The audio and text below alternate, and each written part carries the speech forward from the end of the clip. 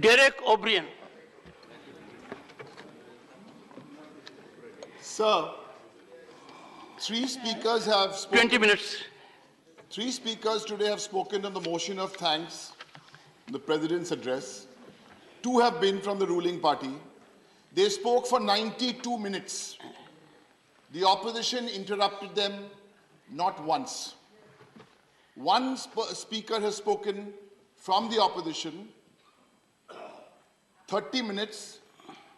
His speech was interrupted 7 times. That's a statistic, leave that away.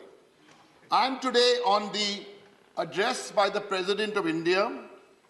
The first quote from this address is the subject of the first 5-6 minutes of my speech. I quote, "The long-felt urge to be rid of the scourge of mega scams and corruption," unquote. This is the Honorable President of India, and we all know, as is the tradition, the President of India does not write these speeches, the government writes these speeches. Yes. So, all honor to the President of India. On this one, first issue, sir, mega scams. Sir, institutions have been weakened. ED, CBI, SEBI. Here is a big scam happening. Some saying 1 lakh, 2 lakhs, we're not getting into the number. Will the government of India use the draconian PMLA, Money Laundering Act? Will they use it? They use it very efficiently to hound the opposition, to put lookout notices, and even to topple governments. There's a very interesting statistic here, sir. In the last 8 years, 5,422 laundering cases registered, money laundering, 98% have been done in the last 9 years. Interestingly, only 1%, 25 people have been conducted by the ED. You cannot have one rule for the opposition and your opponents, and you cannot have one rule for your friends and cronies. No, sir, you can't. Now, let's come to LIC. My previous speaker has done me a service. He's explained so much about LIC, SBI, and the Adani story, because there's lots of money at risk of the poor and the middle class. Now, whose job is this? The government's job to be the watchdog, and the institutions. My point today is that this government has weakened institutions consistently over the last 8-9 years. I can talk about Parliament, I can talk about RBI, SEBI, everyone. Yes. Now, when we say, I only want to give you one example. There's a preamble which we are all familiar with, which is our great preamble of our Constitution. Sir, SEBI also has a preamble. And the SEBI preamble is mandated with A, to protect the interests of investors in securities, to promote the development of the securities market, and to regulate the securities market. Why was SEBI sleeping? Yes. Why the inaction? I would urge this government to read SEBI section 11.4. Section 11.4 of SEBI. You're very eager to put out lookout notices, that same 98% for your political notices. Have you considered lookout notice in the last 10 days? Think about it. Sir, these are big issues of corruption. But on the motion of thanks, we can also talk about the not so well-known issues. Because for all this, the BJP do write some good slogans, and you like those slogans, and it's used by the Prime Minister, na khaunga, na khane dunga. They need to ponder about the slogan, sir. Na khaunga, na khane dunga. I never thought the day I would come from the Trinamool Congress and start quoting BJP slogans. Let's take another scam, 3-4 scams. Today we've all been discussing the big one. Let's take some other scams, sir. Meghalaya. 1. Smart meter scam. 2. Rice scam. 3. Police vehicle scam. And scam. BJP in the government. But one of the most interesting ones I found there was the assembly dome scam. By these standards, it's only small change. 200, 300 crores, sir. Chillad. Here, the Meghalaya Legislative Assembly in a BJP government state was constructed and the entire dome sadly crashed. But the most interesting thing about this scam, look at this partnership. Guess who built the Meghalaya dome? Uttar Pradesh Nirman Nigam Limited. This is true federalism in the worst possible sense. Who is responsible, sir? Who is responsible? So when we talk about scams and scams, now let's come to Mr. Modi, our Prime Minister, was the Chief Minister. We know that. And it hurts and pains me that somebody from Chief Minister who became Prime Minister, how can he start the economic blockade of states? How can he be against fiscal federalism? How can he squeeze the states of funds? Look at Manrega, one example. Bengal was total 10,153 crores. Now they'll tell us, no, though, they paid a few hundred crores Manrega. Now Manrega is a 5-year low of 42 days work per household. Many years ago, the current Prime Minister didn't like Manrega. He called it a Gadda Gurneke scheme. Today it's down to 42 days. Now, another issue at Manrega, app, simple issue. This is a real issue on the ground. The app mandatory for officials to upload twice a day laborers' photographs. That is completely impractical because the connectivity is low, so the attendance will go low, and what will happen? The union government will have less money to spend on Manrega. So, listen to this statistic. 9 crore active workers. If you take 9 crore active workers who are working 100 days a year, total expense will be 3 lakh crores. Instead, 73,000 crores has been allocated by this government. So there is so much to talk about how anti-federal this government is. Cess and surcharge. At one time, the union government would take 10% of cess and surcharge. Now that number is 20%. States spend on education, health. States are spending 60 to 80%. Not the union. Sir, and another completely anti-constitutional story is a double-engine sarkar. It is anti-constitutional. You vote for me in this state because I am running the center. Doesn't work, sir. This is anti-constitutional. We are talking about diversity. And the last one on this is the borrowing to the state, 3.5%. But look at the fine print.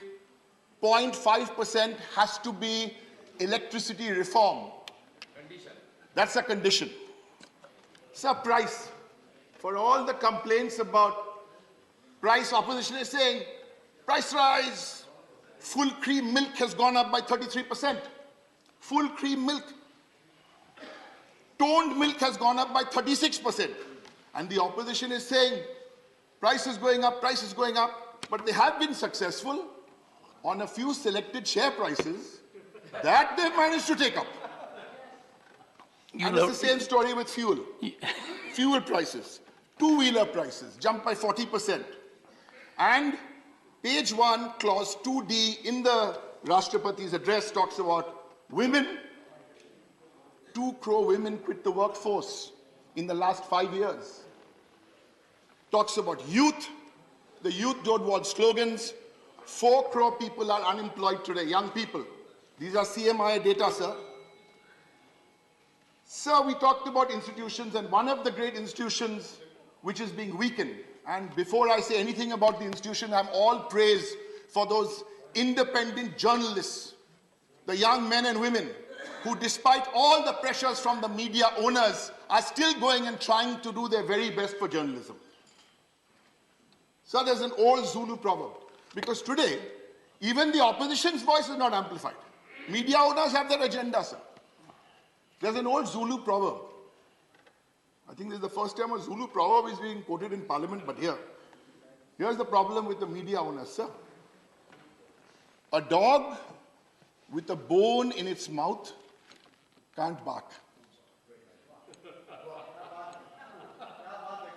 Enough said, sir. A dog... What is this bell going on? Yes, 20 minutes. So it's 10 minutes left. No. Sir, I'm allergic to nectar or amritkal of any kind. So, sir, we were talking about media, and we have all respect for those journalists. And I was making a point because the media, even a friendly country, a public broadcaster from a friendly country, there again, they want to show something. They've done some work based on research. We know which documentary we are talking about. There again, Chapo. Friendly country, public broadcaster. Sir, in fact, I would also today, I spoke about the media owners. I mean, look at the kind of journalism today we are coming up with. And I should not call it journalism. Media owners reporting. What was the big news after the budget? Big data point. 124 times the Prime Minister banged the desk in Lok Sabha. Trinamool Congress are more on to these figures. We want to give you some real numbers from Manrega, from jobs, from SC/ST budget. You're telling us 124 times bang. Ooh. Sir, again back to the speech. Let us fulfill the oath. Let us fulfill the oath of the Constitution. Quote unquote from the speech. I want to read Article 25 of that Constitution. All persons are equally entitled to freedom of conscience and the right to freely profess, practice, and propagate your religion. What's going on? And for too long, we have kept quiet. Why? Polarize or don't speak. What is happening in the churches in Assam? Why are they being burnt? In Meghalaya, in Uttar Pradesh, in Karnataka, you didn't even spare Mother Teresa. When you shut the FCRA account. So read the Article 25 of the Constitution. Read it. Jammu Kashmir, bulldozing happening in the last so many weeks.